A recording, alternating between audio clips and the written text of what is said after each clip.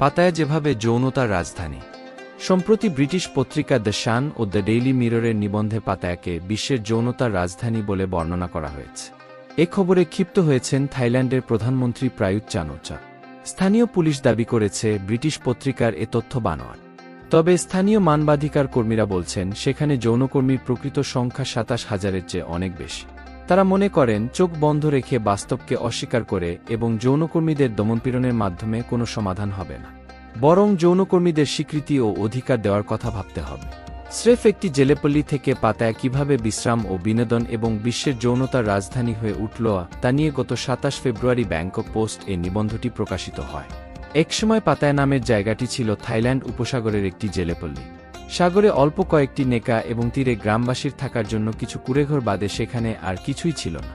১৯৫৯ সালের ২৯ জুন নাখন রাচাসীমার সামরিক ঘাঁটিতে থাকা ৫০০ সদস্যের একটি মার্কিন সেনাদল এক সপ্তাহের বিশ্রাম ও বিনোদনের জন্য পাতায়া যায়। ওই সেনারা সৈকতের দক্ষিণাঞ্চলের প্রান্তে স্থানীয় লোকদের কাছ থেকে কয়েকটি বাড়ি ভাড়া নেয়। তখন থেকেই ঘুমন্ত জেলেপল্লীর জন্য প্যান্ডোরার বাক্স খুলে যায়।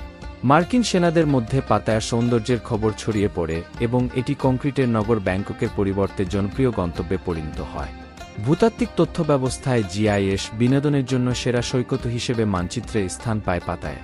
বর্তমান ইউ তাপাও বিমানবন্দর নামে পরিচিত পাতায়ার পাশের বান সাত্তাহি বিমানঘাঁটিতে যখন বিপুল পরিমাণে সেনারা আসতে শুরু করে তখন থেকেই বাড়তে থাকে পাতায়া জাকজম। এর প্রায় অর্ধশতাব্দী পর ভিয়েতনাম যুদ্ধ থেকে নিষ্কৃতি পাওয়া সেনা থেকে শুরু করে যেন পর্যটক এবং থাইল্যান্ডের রেড লাইট অঞ্চলের বাসিন্দাদের গন্তব্যে পরিণত হয় পাতায়া। ১৯৬৪ ভিয়েতনাম যুদ্ধ চলাকালে থাইল্যান্ডে বিশ্রাম ও বিনোদনের সুবিধা সৃষ্টি করতে থাইল্যান্ড ও যুক্তরাষ্ট্রের মধ্যে একটি চুক্তি স্বাক্ষরিত হয়। ১৯৬৪ সালে পাতায়া সৈকতের অদূরে প্রথম মার্কিন ঘাঁটি ইউ তাপাওয়ে পেছায় জিআইএ। তখন থেকে ১৯৭৬ সাল পর্যন্ত প্রতিবছর প্রায় ৭ লাখ আন্তর্জাতিক সেনাকে এক সপ্তাহের বিশ্রাম ও বিনোদনের জন্য থাইল্যান্ডে পাঠানো হয়। থাইল্যান্ডের সমাজে জীবিকার জন্য দেহ ব্যবসা নতুন কিছু নয়। ১৬৮০ সালে আয়ুথাইয়া যুগ থেকেই সেখানে পতিতাবৃত্তি বৈধ। এমনকি সেখানে সরকার পরিচালিত যৌনপল্লী ছিল। তবে এই দেহ ব্যবসা কেবল ব্যাংকক অঞ্চলেই সীমাবদ্ধ ছিল। তবে যখন থেকে আন্তর্জাতিক সেনারা আসতে শুরু করেন তখন থেকেই জেনকর্মীদের নতুন গন্তব্যে পরিণত হয় পাতায়া। জেনকর্মীরা নতুন খদ্দেরদের সঙ্গে মানিয়ে নিতে শুরু করেন এবং তারা মুদ্রার বিনিময় হার সম্পর্কে জানতে পারে। পাশাপাশি তারা যুক্তরাষ্ট্রের রক অ্যান্ড রোল ধারার সঙ্গীত ও অশ্লীল শব্দের সঙ্গে পরিচিত হন।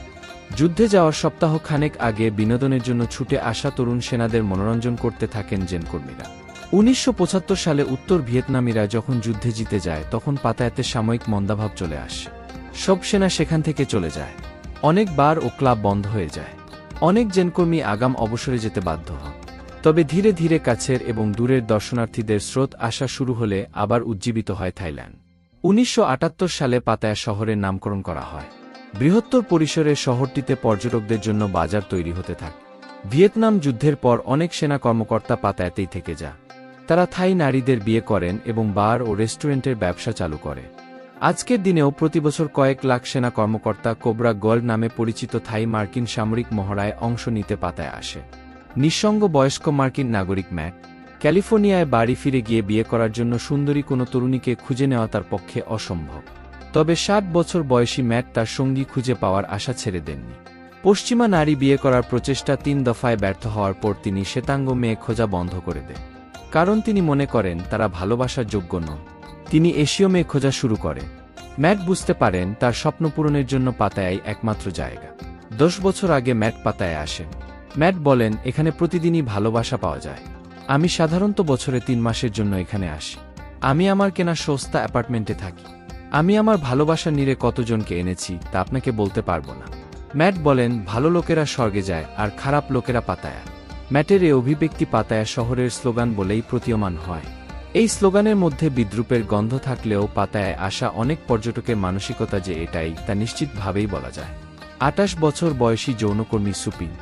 বয়স যখন ২১ তখন এক বন্ধুর পরামর্শে তিনি এখানে আসেন উত্তর পূর্বাঞ্চলীয় সুরিন প্রদেশ থেকে। বাচ্চাদের স্কুলে পাঠানোর অর্থ জোগাড় করতে সুপিন বাড়ি ত্যাগ করার সিদ্ধান্ত নেয়। পাতায় আসার ১ বছর আগে রেস্টুরেন্টে খাবার পরিবেশকের কাজ করতে তিনি প্রথম ব্যাংকে গিয়েছিলেন। সেখানে তিনি দৈনিক ২৮০ বাথ থাই মুদ্রা পেতে। এর সঙ্গে টিপস থাকত। ওই অর্থ পুরো পরিবারের ভরণপোষণের জন্য যথেষ্ট ছিল না। কেননা 2 সন্তান রেখে তার স্বামী চলে যাওয়ার পর সব দায়দায়িত্ব তার ঘাড়েই এসে পড়ে। সুপিনকে তার এক বন্ধু পরামর্শ দিয়ে বলেন, পাতায়াতে রোজগারপাতি বেশি, সেখানে কি কাজ করে বাড়তি আয় হবে সে ব্যাপারে সুপিন সচেতন ছিলেন। তিনি প্রয়োজনীয় অর্থ পেতে যে কোনো কিছুই করতে প্রস্তুত ছিলেন। 48 বছর বয়সী মানবাধিকার কর্মী ও জনপ্রিয় ব্যক্তিত্ব থানাদ্দা নিং সোয়াংনেতর যৌনকর্মী হিসেবে কাজ করার অভিজ্ঞতা নিয়ে বই লিখে পুরস্কার পেয়েছে। আর্থিক সংকটে পড়ে তিনি কিভাবে এই পেশা বেছে নিতে বাধ্য হন বইটিতে তার বর্ণনা দিয়েছে। নিং বলেন, কম বয়সে অরক্ষিত শারীরিক সম্পর্কের কারণে আমি একটি বাচ্চার জন্ম দিই। বাচ্চাটিকে গড়ে তুলতে আমার অনেক টাকার দরকার হয়ে পড়ে। এক বন্ধুর পরামর্শে পাতায়া এসে বারে কাজ শুরু করি। সেখানে পানীয় পরিবেশন করে মাসে আমি 5000 বাত পেতাম। পরে আমি যৌনকর্মী হিসেবে কাজ শুরু করি। নিং বলেন, এটা এমন এক পেশা যা কারো কাছে গর্ব করে বলা যায় না। তাই তিনি বহুবার এই কাজ ছেড়ে দেওয়ার চিন্তা করেছে। তবে দিনের শেষে এ পেশাই তার পরিবারের জন্য অর্থ এনে দিয়েছে। তিনি মাঝে মধ্যে অন্য কাজ করেছেন, তবে যৌনকর্মী হিসেবে তিনি যা আয় করতেন অন্য কাজে তার থেকে অনেক কম আয় হতো। পাতায়া পুলিশের সুপারিনটেন্ডেন্ট আপিচাই ক্রোপপেচ স্পেকট্রামকে বলেন, পাতায়া যৌন ব্যবসার কেন্দ্রবিন্দু নয়। ব্রিটিশ দৈনিকের প্রতিবেদনকে তিনি বানোয়াট বলে উল্লেখ করে। তিনি বলেন, পাতায়ায় যৌনপল্লীর মতো কিছু নেই।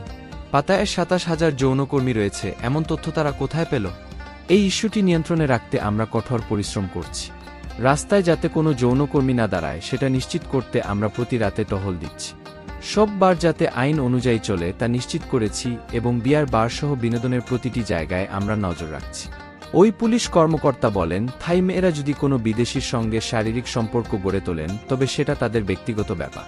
পরস্পরকে পছন্দ করে বন্ধ কক্ষে তারা কিছু করলে তাতে আমি ভুল কিছু দেখি না। এই এলাকায় দায়িত্বে থাকা পুলিশ প্রধান হিসেবে আমি নিশ্চয়তা দিতে পারি যে পাতায়া এখনও পরিদর্শনের জন্য নিরাপদ ও সুন্দর জায়গা। সার্ভিস ওয়ার্কার্স আইএন গ্রুপ ফাউন্ডেশনের পরিচালক ও সমাজকর্মী সুরাং জানিয়াম মতো প্রকাশ করে বলেছেন, থাইল্যান্ডে যৌনপল্লীর অস্তিত্ব নেই এমন কথা বলে আমাদের নিজেদের বোকা বানানো উচিত নয়, বরং যৌনকর্মীদের সমাজের অংশ হিসেবে চিন্তা করতে হবে। মানুষ হিসেবে তাদের সম্মানের জায়গা নিশ্চিত করতে হবে। তিনি আরও বলেন, আমরা চোখ বন্ধ করে রাখতে পারি না এবং বলতে পারি না যে থাইল্যান্ডে যৌনকর্মী নেই। ডেইলি মিররে 27,000 যৌনকর্মীর যে সংখ্যা প্রকাশ করা হয়েছে তা সম্পূর্ণ ভুল। এখানে যৌনকর্মীর সংখ্যা এত কম নয়, এর চেয়ে অনেক বেশি। সুরাং জানিয়াম বলেন, যৌনকর্মীদের প্রকৃত সংখ্যা কত এটা গুরুত্বপূর্ণ বিষয় নয়, তাদের জীবনমানের উন্নয়নের কথা আমাদের চিন্তা করতে হবে। যৌনপল্লীতে অভিযান চালিয়ে এবং যৌনকর্মীদের গ্রেপ্তার করে সমস্যার সমাধান হবে না। এতে যৌনকর্মীরা কাজ হারাবেন এবং তাদের উপার্জন বন্ধ হয়ে যাবে।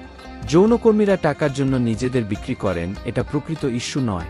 প্রকৃত ইস্যু হল ভয়ানক অর্থনৈতিক অবস্থার উন্নয়নে সরকার কিছু করতে পারছে না, যে অর্থনৈতিক অবস্থার কারণে অনেক মানুষ এই জীর্ণ ব্যবসায় নামতে বাধ্য হচ্ছে। এমপাওয়ার ফাউন্ডেশনের পরিচালক চান্তাউইপা আপিসুক মনে করেন, যৌনকর্মীদের দমনপীড়ন এবং যৌন ব্যবসা নিষিদ্ধ করার পরিবর্তে সরকারের উচিত যৌনকর্মীদের কাছে যাওয়া এবং তারা কি চায় তা শোনা। যদিও থাইল্যান্ডে পতিতাবৃত্তি কখনোই শেষ না হওয়ার মতো একটি ইস্যু। আপিসুক উদ্বেগ প্রকাশ করে বলেন, পতিতাবৃত্তিকে বৈধতা দেওয়ার ঘটনা তার জীবদ্দশায় নাও ঘটতে পারে, কেননা এর পেছনে আরও বড় কারণ আছে। তিনি বলেন, থাইল্যান্ডে পতিতাবৃত্তির সঙ্গে ঘুষের সম্পর্ক রয়েছে। প্রত্যেক যৌনপল্লীর মালিক তাদের ব্যবসা চালানোর জন্য পুলিশকে ঘুষ দিয়ে থাকে। পতিতাবৃত্তি বৈধ হলে পুলিশ কিভাবে অর্থ কামাবে? ভুলে গেলে চলবে না যে এই ধরনের ব্যবসা আমাদের আয়ের একটি বড় উৎস। পতিতাবৃত্তিকে বৈধতা দেওয়ার বিষয়ে একমত পোষণ করেন থানাদ্দা নিং সোয়াংনেত। তবে এ ব্যাপারে তার প্রধান উদ্বেগ হল, বৈধতা দেওয়া হলে যৌনকর্মীরা চিহ্নিত হয়ে যাবেন, সেটি তাদের আবার লজ্জাজনক পরিস্থিতিতে ফেলে দেবে। তিনি আরও বলেন, আইনগতভাবে যৌনকর্মীদের নিবন্ধিত করার মানে হল জীবিকার জন্য তাদের দেহ বিক্রি করাটাকে স্বীকার করে নেওয়া। থাইল্যান্ডের অনেকেই এই কাজের সঙ্গে যুক্ত থাকলেও একে খারাপ চোখে দেখা হয়। তিনি বলেন, এই যৌন ব্যবসায় আমার অনেক বন্ধু রয়েছে, তারা নির্যাতিত হন, আহত হন, নির্যাতনে অনেকে মারাও যান। আমরা এতটাই ভীতু যে পুলিশের কাছে অভিযোগ দিতে পারি না, কেননা আমরা যা করি তা বৈধ নয়। একই আইন দিয়ে আমাদের সুরক্ষা দেওয়া উচিত, আমরা কাজ করি সেটা বিষয় নয়।